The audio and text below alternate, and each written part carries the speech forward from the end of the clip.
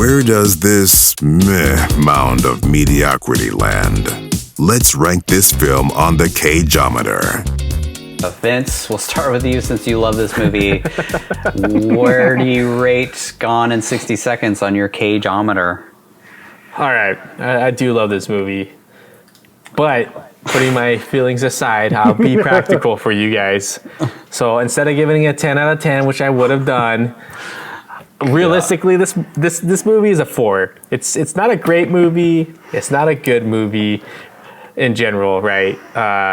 It's a movie. It's like we kept saying, this is the most non-Michael Bay movie that we've ever, that's shot like a Michael Bay movie ever, right? Mm-hmm. So it's entertaining at times. Like there's a lot of entertaining things in it, but as far as like story goes, you could have cut out probably a good hour of the film and still been able to get to the final resolution. Mm-hmm. And it probably would have been a little more enjoyable for most people, right? Even though, you know, to be fair, the audience gave it a 77. So I was just saying, you know, a lot of people still like this movie. A surprising amount of people really love this movie. It's kind of shocking. I mean, you know, I get it. Like I said, I get it. It might be a guilty pleasure for a lot of people. Yeah. Like, you know, it's bad, but fuck it. It's fun, and you thought it was cool when it came out, so... Yeah, you know. It's empty calories. It's an empty calorie movie. Like, paper thin characters, Angelina Jolie's character has no fucking point in being in the movie, other than just hot car chick, right? And they really played into the stereotypes, which we poked fun on, so I cannot in good conscience give it anything above a 5, so it's going to get a 4 from me, because there's just so much more that they could have done with this movie to actually make it a little more practical for most parts, a little more realistic, or I mean, not even like have to be super grounded, but just like some of the shit that happened in this movie was just either there to, like you said, move plot along, or comedy, like the dog ate the keys. Now it's got to poop them out. So 4 out of 10 on that. As far as Cage, man, like it was kind of like I kind of felt the same way about this performance as I did about Bringing Out the Dead, where it was just kind of like really mellow, which kind of fit the character, right? Like they wanted this guy to kind of be a little more of a cool, calculated, cool, not over the top and zany. So, you know, I gotta say like 5. I'll give him a 5 out of 10 on it. Just because I felt like he could have probably layered a little bit more in there as far as character development, but then again, how much more could he possibly have done with a script that was very paper thin and obviously suffered through the rewrite process? As far as character development, because it definitely does seem like we talked about once again, we got to keep moving the story along so this happens, so that this can happen, blah blah blah blah blah.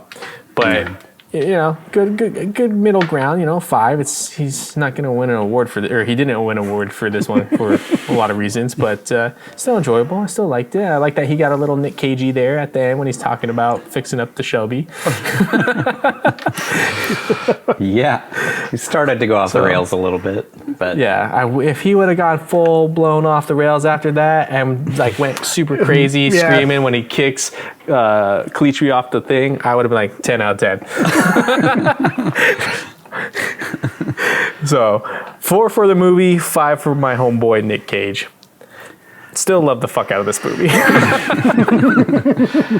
know, I think that's an important lesson, is like you can love a movie and know that it's not a good movie, because there's a lot of movies that I love that I know are not good movies. Same. It holds a special place in my heart. Like we talked about, it's probably a lot of the fond memory of this movie comes from the age I watched at, like 12, 13, and like that kind of piquing my interest in cars, and then looking back on it, it's 100% nostalgic, because like I said, it's not a great movie, it's not a good movie, but I still love the fuck out of it.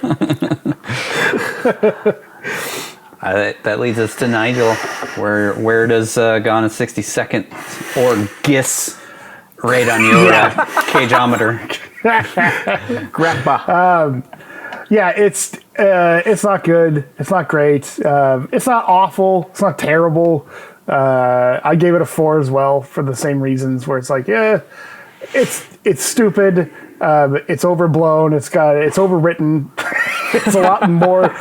it needs to be, but there's entertaining moments in it that keeps it from being totally useless. The performances are okay. The characters are all right. They're, a lot of them don't need to be in it. I don't really know why there's so many characters in this movie.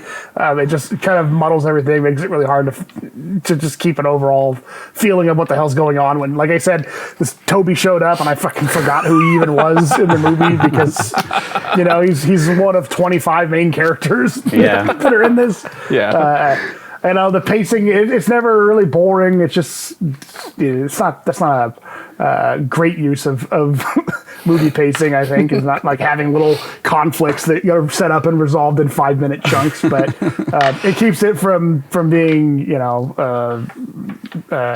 boring to sit through.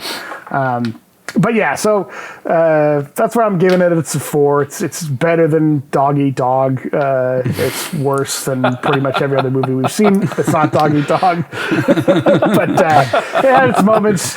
There's some good action in it. Like we said the car chase is pretty good. So I just think like every movie that you would think around this time that came out that you want to get out of this movie, you could just get from some other movie. Like, just go watch The Rock if you want a dumb action movie. Go watch Triple X. Go watch like any. If you want a heist movie, go watch Ocean's 11 or go watch like any Guy Ritchie movie. If you just go watch the music video for Darude Sandstorm, if you want like overblown color grading and action with people running around, like it's like just okay. It doesn't do anything great that these other movies around the same time even did better. So like go watch like literally any Michael Bay movie and you'll probably have a better experience and get more what you want out of it than you'd probably get out of this movie. So I don't know. Have you seen Transformers 2? I don't know if that statement's 100% accurate. Have I seen? Yeah, actually, I have seen that one. I didn't like that one, but I gotta just Michael Bay is the worst, man. He is the worst. He's a fucking. It's like if I had an arch nemesis in this world, I feel like Michael Bay would be it. I hate his movies so much, and I gotta give this movie props of like this had all the hallmarks of Michael Bay without it just fucking irritating the shit out of me every second. Sorry to jump in, but that's fine. I have to defend this movie over Michael Bay just because Michael Bay is the worst, man. And then for Cage himself, I give him 5 out of 10 for this one. He's not good. It's not bad. A little better than the movie material that he has to work with, but he doesn't really detract from anything. He's does a decent job with what he's doing. He's like Vince already said, he's sort of just a mellowed out, kind of almost an everyman. He's not like trying to play an over the top badass or anything like that. He's just a guy who likes stealing cars and is attracted to them in a weird way. He doesn't really have like a Cage freak out or anything like that, so there's a couple fun moments like at the car dealership and a couple little cagey things here and there, but for the most part, just kind of a guy. It's like it's kind of back from that time when he was a box office draw, but he still had to try. He still took still took it seriously and still had to actually do the job. But he wasn't like he didn't have to be as ridiculous and over the top and everything. So I'm guessing that the director probably also didn't really need him to do any of that stuff, so didn't ask him to, and so he didn't do it. Yeah, he was there. So, he was there. Yeah.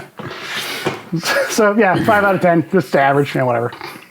On my Cageometer, I gave the movie a 4 as well. So straight 4s across the board, which is the same as what the Rotten Tomatoes score was 4.42 or something like that. 4.2. It's a movie, and like I said, I get it. I always kind of hate these kind of movies. I went off on a tangent to you guys off camera at one point about how I kind of hate these kind of movies just because they they make a ton of money, but then movies like Mandy can't even like pay back their catering. It's like it inspires people not to try to like create something new or create something unique or try to write something interesting or anything like that. It's just kind of cookie cutter, and that's, these blockbusters, these summer blockbusters like this suffer from that a lot, and I think especially early 2000s and the Michael Bay mega hit period when he was just like putting out movies every year that made $400 million. There were a lot of these types of movies. I'm sorry, Nigel, your breathing is like distracting the hell out of me. like trying to like form a thought and Sorry, here.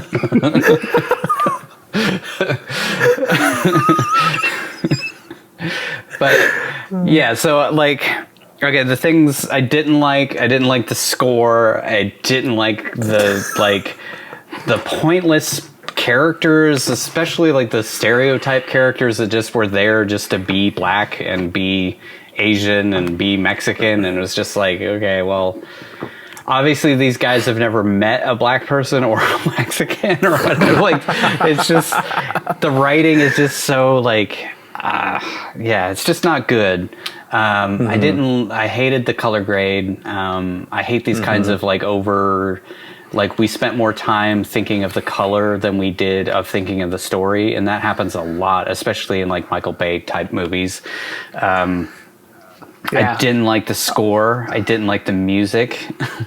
For the most part, I didn't like, occasionally it worked. Like, I kind of liked the little jangly song that was like, something goofy's happening and we're having fun. I didn't mind that so much, but like when it was just like the stupid early 2000s techno music just popping in for no reason other than that was what was trendy at the time, that's annoying. And then the score especially is like, I don't know where they're all finding this same score, but it just sounds like the same music repeated over and over and over again. A movie like Mandy, it's just like the score adds so much feeling to the movie and so much like character development, like everything about it. Like the music just, it's the finish. It's like the cherry on top, it just makes it a movie. I think if you stripped that score away from Mandy, it wouldn't be nearly as enjoyable. And it's, it does the opposite in this movie where it almost makes the scenes kind of stupid, for lack of a better word, and obnoxious, like I said in the breakdown. So, yeah, those are the things I didn't like. I thought the on the pro side, the car chase was great. I thought they did a great job with that. The stunts were amazing. Even though it was, all capped off by that jump that like is humanly impossible. There's no way that could happen. There's no way that he could have stuck that landing. So yeah, I thought that was good. I thought they did a really good job with the sound throughout the movie. I thought like the especially like when he starts driving that Shelby, it's kind of dope. Like just the rumbling and stuff. Like it really kind of puts you in the car seat with him. Music and sound are very different things here. So the person who was working on the sound did a great job, but the person scoring it could have, potentially tried a little bit. let's just at least try to make it a unique soundtrack. I guess that's about it that I really liked. I didn't really love it. You compare this movie to the original, and this is a fucking masterpiece. But the original movie had the car chase last 45 minutes. It just goes on and on and on and on. And this one, I felt like 15 minutes actually felt like it went by pretty fast, and you actually enjoy every part of that car chase. So the whole thing, the pacing was great. The pacing throughout the film was just frenetic and crazy, and it just kind of like, it almost makes me anxious how fast everything was. It was like, here's 45 seconds here, here's a minute and a half, here's 30 seconds here. So yeah, that stuff bugged me. It'd be interesting to see how many scenes this movie actually has. Yeah, like just There's tons. You could put the mic back. I'm not gonna. But I mean, like just to break it down, like how many scenes this movie actually has in it, and it's a ton. It's got to be a lot. Yeah. I mean, I think I described every scene at least a little in the breakdown, so yeah, could just kind of go back and count all of that shit. But yeah. So yeah, a 4. I think I get it. I don't hate it. I thought it was a decent movie. It's just, it suffers in a lot of different ways, and mostly it suffers from the stuff of if you stop and think about it, you won't like it. But like if you don't think about it, it's an enjoyable movie, and I feel like I think that's part of why the pacing is the way it is, to make sure that you don't think about it. You just while you're watching it, you're like, yeah, whatever, it's fine, it's entertaining. You don't have time to process what's going on, because if you did, you'd realize how stupid all this is, and it would take you out of it. So yeah, I like to think that was intentional. The way they did it, like they're just trying to make a product, like it's not somebody's passion project or something. 100%. I feel like it was just a movie that was like, we're making this so people go to the theater and have fun, and I get it. Popcorn movie, tentpole kind of like studio movie that like can fund better movies. Right. I actually gave Cage a higher rating than you guys did. I gave him a 6. Because I feel like he's charming. He kind of disappears into the role. I feel like you don't really feel like he's Nick Cage, except for like in odd moments here and there, like the car dealership when he like turns on Peter Lowe for a second. It's feels a little weird, but like it's almost like what's funny about that scene is like he's pretending to overact by doing the character he did in Vampire's Kiss, which is funny.